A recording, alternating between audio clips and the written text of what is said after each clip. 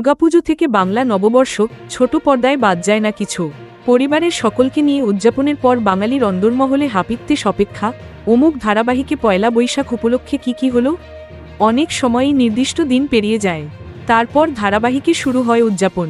এ বছর কিন্তু দিনের দিনে অর্থাৎ 15ই এপ্রিল স্টার জলসা চ্যানেলে সন্ধ্যা থেকে 1 ঘণ্টার মহাপর্ব। সেখানে কথা আর তেঁতুল পাতা ধারাবাহিক এক হয়ে উল্লাসে মাতবে। বাঙালির উৎসবে আর কিছু থাক না থাক, খানাপিনার দেদার আয়োজন। তেঁতুল পাতা পরিবার হাসিমুখে নিয়েছে এই দায়িত্ব। শুধু ভুরিভোজ নয়, কথা পরিবারকে তারা নিয়ে গিয়েছে তাদের বাড়ি শিমুলপুরায়। খোলামেলা বাড়িতে জমজমাট আয়োজন, রোল থেকে ফুচকা, বাঙালির প্রিয় সব খাবার সেখানে।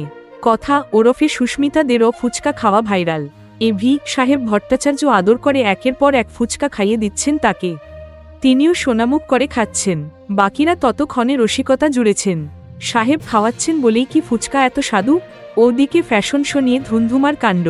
শখ করে শাড়ি পরে নিজে সেজেছেন ঋতব্রতা ওরফে তেঁতুল পাতা নায়িকা ঝিল্লি। বাকিদেরও সাজিয়েছেন। সকলে যখন মার্জার সরণিতে হাঁটবেন বলে তৈরি, তখনই হাজির ঝিল্লির ননদ স্মৃতমা ভট্টাচার্য। লক্ষ্য একটাই, সব ভণ্ডুল করতে হবে। ঝিল্লিও কি এত সহজে হার মানার পাত্রী? বিশেষ করে নায়ক গৌরব চট্টোপাধ্যায় যখন ধুতি পাঞ্জাবিতে সুন্দর করে সেজেছেন। এভাবেই নববর্ষের হুল্লোড় ছোট পর্দা জুড়ে।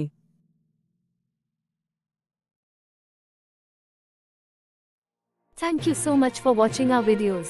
Please do like, share, and subscribe our channel.